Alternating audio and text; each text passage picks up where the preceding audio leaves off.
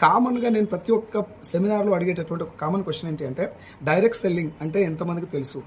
Network marketing అని ఎంతమంది విన్నారు?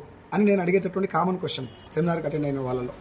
అందులో 98% జనాలకి డైరెక్ట్ సెల్లింగ్, నెట్వర్క్ మార్కెటింగ్ అనేది తెలీదు.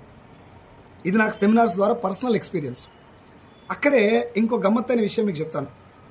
చైన్ సిస్టమ్ ఎంతమంది విన్నారు అని అడిగితే 75% ఆఫ్ ద పీపుల్ ఆన్సర్ చేశారు.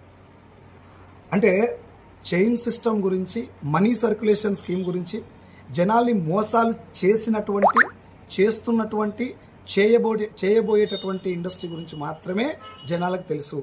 గవర్నమెంట్ గైడ్ లైన్స్ ఇచ్చినటువంటి ఒరిజినల్ డైరెక్ట్ సెల్లింగ్ ఇండస్ట్రీ గురించి కానీ, లీగల్ నెట్వర్క్ మార్కెటింగ్ ఇండస్ట్రీ గురించి కానీ జనాలకు కనీస అవగాహన కూడా లేదు అనేది నాకు అర్థమైంది.